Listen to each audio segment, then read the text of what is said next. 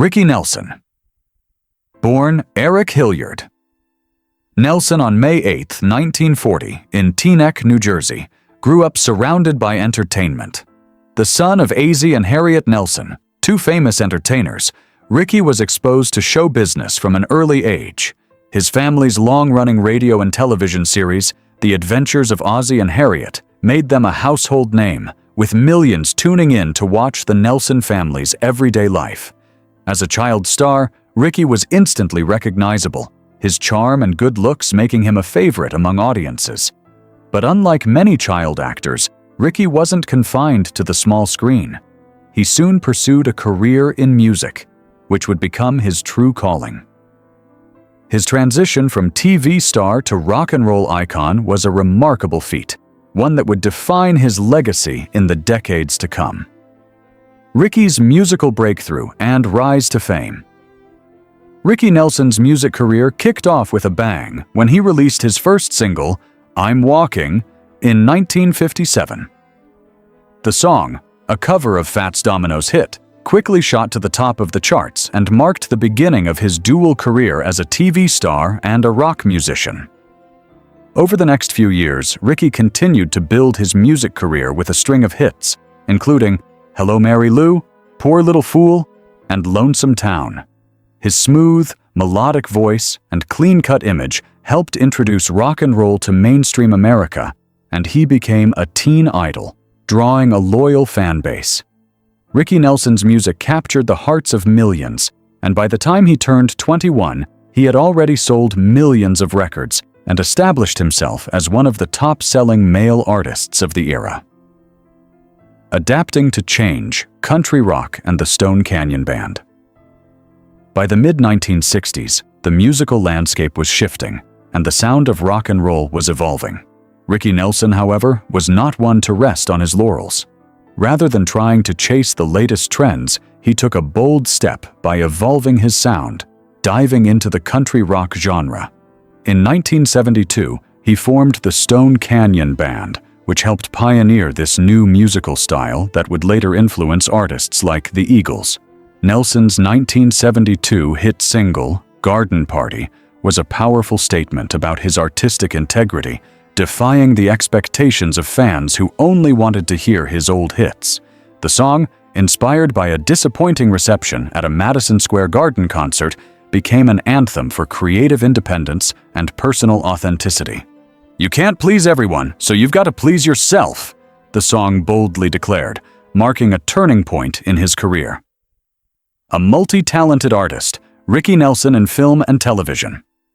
Ricky Nelson wasn't just a talented musician, he also had a successful acting career. His film debut came in 1952 with the comedy Here Come the Nelsons, capitalizing on his family's popularity. In 1953, he took a small but memorable role in The Story of Three Loves, and the next year, he earned a key role in Howard Hawks' Rio Bravo, 1959, starring alongside John Wayne and Dean Martin. Nelson's role as a gunslinger added energy to the classic Western, and his performance was credited as a major factor in the film's success. He continued to appear in a variety of TV shows and films, including The Wackiest Ship in the Army, 1960, and Love and Kisses, 1965, where his charm and musical talents blended seamlessly on screen. Over the years, Ricky Nelson's acting career flourished, allowing him to showcase his versatility beyond his musical identity. Love and family.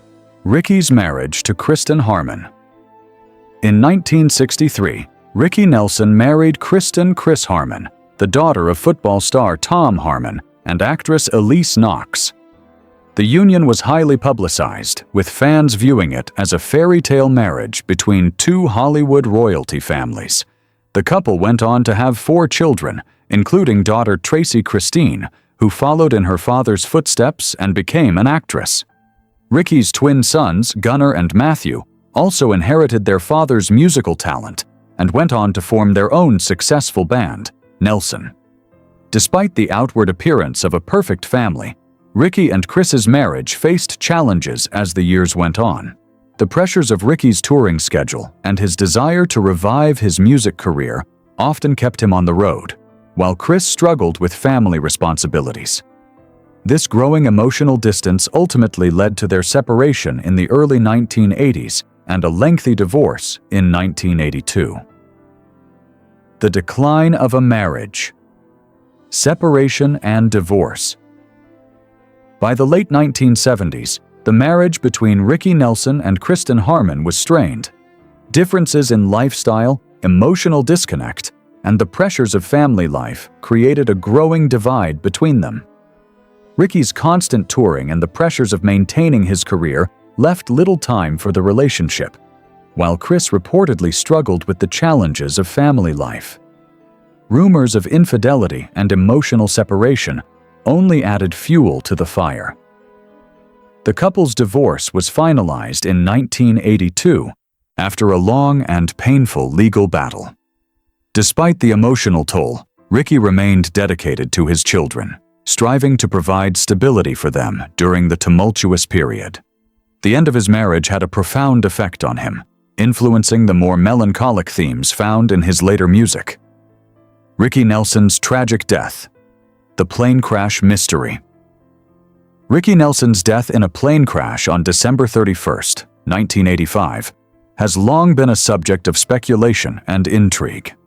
The official story was that a mechanical failure caused the DC-3 aircraft to catch fire mid-flight on its way to a New Year's Eve concert in Dallas, Texas. While the two pilots survived, Ricky, his fiancée Helen Blair, and 5 band members tragically perished in the crash. Initial reports blamed a malfunctioning heater, which led to the fire, but many questions remained unanswered. Rumors of drug use, faulty maintenance, and even sabotage circulated, adding to the mystery surrounding his death. For years, the cause of the crash remained shrouded in uncertainty, leaving fans and family members grappling for answers. The truth behind the crash: human negligence and systemic oversight. After years of investigation, the full truth behind Ricky Nelson's death has finally come to light, and it's far more disturbing than initially reported.